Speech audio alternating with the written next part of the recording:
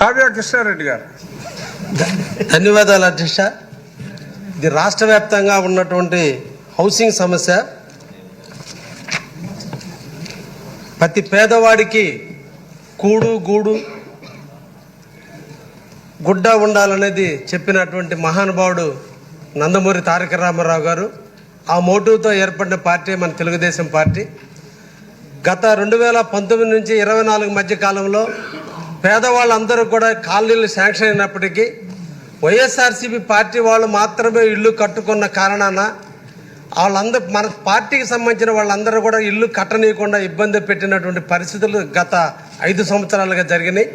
ఇప్పుడు కొత్తగా వచ్చే స్కీమ్లో ఈచ్ కాలనీకి 2.5 లక్షల రూపాయలు, అదేవిధంగా ఎస్టీలకి అయితే 75,000, ఎస్సీలకి అయితే 50,000. నిన్న అదృష్టం కొద్దీ మన ముఖ్యమంత్రి వర్యులు బీసీలకు అందరికి కూడా 50,000 రూపాయలు అదనంగా ఇచ్చేటట్టుగా ఈరోజు ఈ స్కీమ్ను రూపొందించడం జరిగింది. అయితే గతంలో అధికారులు టార్గెట్ కోసం ప్రతి ఒక్కరూ కూడా బీపీఎల్ కింద అంటే బిలో బేస్మెంట్ లెవెల్లో కట్టుకున్నారని అబద్ధపు సర్టిఫికేట్లు ఇచ్చిన కారణాన వాళ్ళందరికీ కూడా పాత రికార్డుల్లో పాత కాలనీల కింద మంజూరై ఉన్నాయి. వాటిని కొత్త కాలనీ లిస్టులకి ట్రాన్స్ఫర్ చేయగలిగితే ఈరోజు ప్రతి పేదవాడు ఇల్లు కట్టుకోవడానికి అవకాశం ఉంటుంది.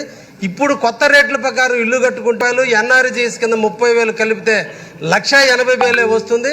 కానీ కట్టుకునేది ఇప్పుడు కాబట్టి ఆ పాత ఉన్నటువంటి అకౌంట్ హోల్డర్స్ అందరినీ కూడా ఈ కొత్త స్కీములకు ట్రాన్స్ఫర్ చేస్తే బాగుంటుంది అనేది ఒక సూచన ప్రజల నుంచి వస్తుంది అధ్యక్ష. ప్రజల్లో ఈరోజు కొత్తగా సచివాలయంలో ఎన్రోల్మెంట్కి పోయినప్పుడు ఆల్రెడీ మీకు కాలనీ శాంక్షన్ అయ్యింది, బీబీఎల్ కింద ఉంది, నాన్ స్టాండర్డ్ కింద కాబట్టి కొత్త కాలనీకి మీరు రిజిస్టర్ చేసుకోవడానికి లేదన్నారు.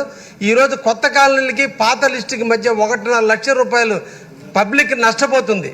పెట్టేవాడిని అడిగేది, కొట్టేవాడిని అడగరు. కాబట్టి కొట్టే ప్రభుత్వం పోయి పెట్టే ప్రభుత్వం వచ్చింది. కాబట్టి ఈ పెట్టే ప్రభుత్వం పెడతది అనే దానికి పేదవాళ్ళని అందరినీ కూడా కొత్త స్కీమ్లోకి తీసుకొస్తే అందరూ కూడా ఇల్లు నిర్మించుకోవడానికి అవకాశం ఉంటుందనే విషయాన్ని గుర్తుంచుకొని తప్పకుండా కొత్త లిస్టులోకి కొత్త స్కీములోకి దాన్ని ట్రాన్స్ఫర్ చేయవలసిందిగా మీ ద్వారా ప్రభుత్వాన్ని కోరుతున్నాను అధ్యక్ష.